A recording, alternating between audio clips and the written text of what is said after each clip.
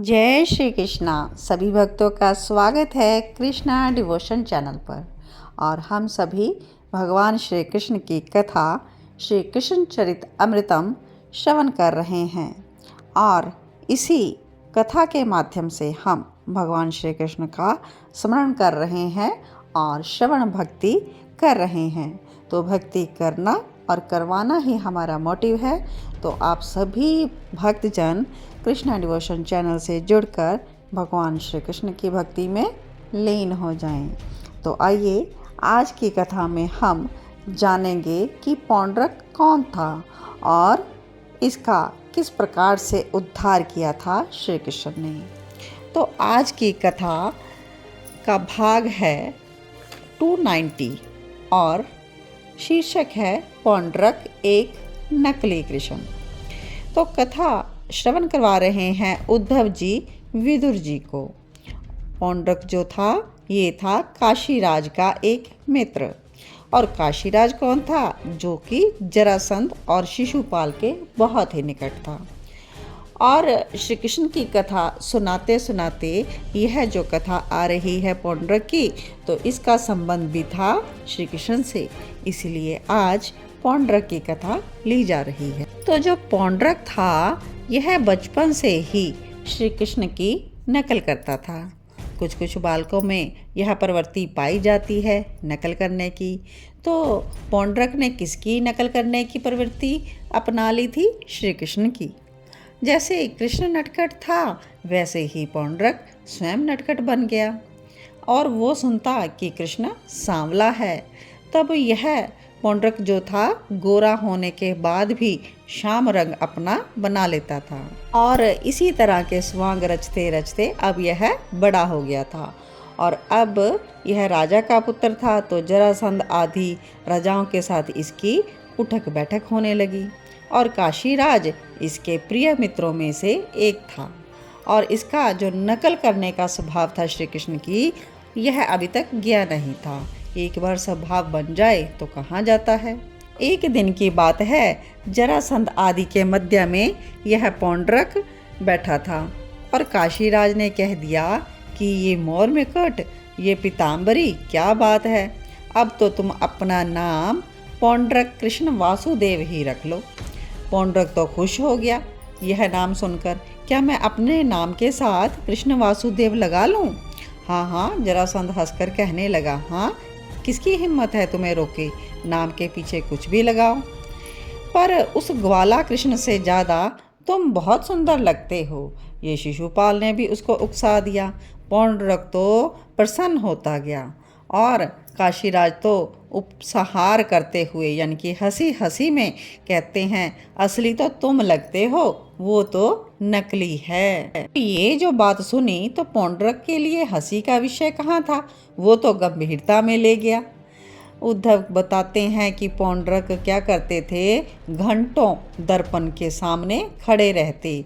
कृष्ण ऐसे हंसता है, ऐसे गंभीर होता है, ऐसी चाल चलता है और ऐसे बोलता है, बोलते हुए ऐसे हाथ हिलाता है। अरे अरे, सोचते सोचते अब क्या उसको याद आ गया कि भौमासुर के समय उसके 2 हाथों की जगह 4 हाथ प्रकट हो गए थे। लो, अब तो पौंड्रक को इसी बात की चिंता हो गई। अब उसी समय रथ लेकर वह गया अपने प्रिय मित्र काशीराज के पास और अपनी नई समस्या बताई कि उस कृष्ण के पास तो 4 हाथ हैं और मेरी तो 2 ही हैं।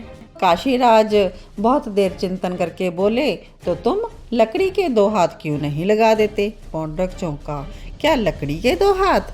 हाँ हाँ, तुम्हें क्या लगता है कृष्ण के पास असली हाथ हैं? अरे उनके पास भी तो लकड़ी के ही हैं। काशीराज ने तो झट से जवाब दे दिया और पौंड्रक उसकी बात मानता गया। अब काशीराज पौंड्रक को खुश रखने के लिए कुछ भी कह देता। वो तो जादूगर है, तुम्हें पता है ना, कृष्ण बहुत बड़ा जादूगर है। उसी जादू के कारण उसने अपनी 4 भुजाएं की हुई हैं और अपने आप को भगवान कहलाना शुरू कर दिया। तो क्या कहा पौंड्रक ने, मुझे भी कृष्ण की तरह भगवान कहलाना है जगत में। अपने हृदय की बात पौंड्रक के मुंह पर आ गई। अरे यह तो बड़ी सरल है, इसके लिए तो मेरे पास अच्छे अच्छे कारीगर हैं, वो लकड़ी के 2 हाथ बना देंगे, तुम भी बन जाओ चतुर्भुज। अब इस समस्या का समाधान तो हो गया। अब उसके मन में आया कि कृष्ण के समय समय पर चारों हाथों में आयुध भी प्रकट होते हैं। तो काशीराज को तो उकसाने में मजा आ रहा था। उसने कहा कि तुम भी रख लो आयुध। पौंड्रक बोला, अच्छा गदा रख लूं, कमल भी रख लूं और शंख भी रख लूं, पर चक्कर जो है यह कैसे घूमेगा? अब ये प्रश्न था पौंड्रक का। तो क्या कहता है काशीराज, मेरे पास कारीगरों की कमी नहीं है, ऐसा चक्कर तैयार करेंगे जो तुम्हारी उंगली पर घूमता ही रहेगा। काशीराज ने समाधान कर दिया और गरुड़ भी बना दिया लकड़ी का अपने कारीगरों से, जो कि उड़ता भी था। अब तो विदुर और उद्धव इस संवाद को सुनकर हंसने लगे। तो क्या कहते हैं उद्धव, तात कभी कभी असत्य सत्य पर भी भारी पड़ जाता है। जगत को देखकर आप मेरी बात समझ ही रहे होंगे। लोगों में आकर्षण असत्य का ज़्यादा होता है, लेकिन सत्य तो सत्य ही है। लोग उमड़ पड़े पौंड्रक को पूजने के लिए कि असली कृष्ण तो ये है, वासुदेव कृष्ण असली नहीं है, पौंड्रक वाला जो कृष्ण है ये असली है, लोग कहने लगे। लोगों को गरुड़ में बिठाकर दिखाता पौंड्रक। अब लोग तो तालियां बजाते, पुष्प बरसाते, और काशीराज तो क्या कहता है पौंड्रक को, पौंड्रक तुम तो कृष्ण हो गए, अब तो बस एक काम करो कि तुम द्वारकाधीश बन जाओ। काशीराज ने उकसा दिया और साथ ही कह दिया, डरो मत, मैं तुम्हारे साथ हूँ, संपूर्ण काशी है, मगध की सेना भी है। और पौंड्रक सच बात तो ये है कि कृष्ण जो है ना भीतर से डरपोक है, तुम तो जानते हो ना, जरासंध के भय से उसने मथुरा छोड़ दी थी, और तुम्हारा भय से हो सकता है कि वो द्वारका ही छोड़ दे। अब यह बातें करते हुए तो यह काशीराज उपहास उड़ाने लगा, अट्टहास कराने लगा, और पौंड्रक जो था उसकी हर एक बात का सच मान लेता था। द्वारकाधीश बनने की इच्छा जागी और पूछा कि उपाय क्या है।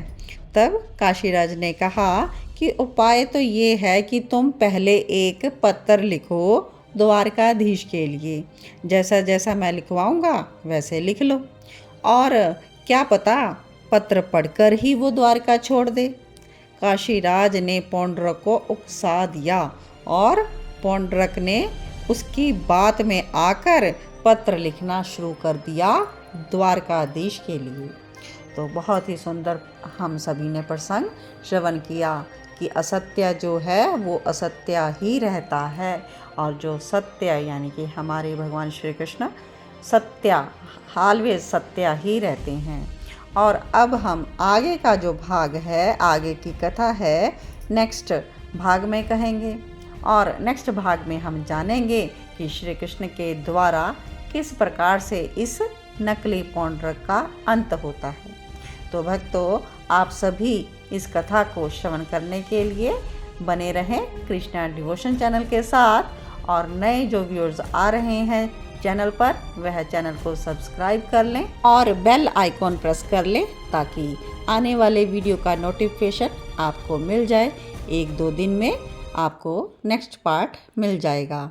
तो तब तक के लिए आप सभी भक्तों को जय श्री कृष्णा, जय जय श्री राधे श्याम, सबको मिले वृंदावन धाम।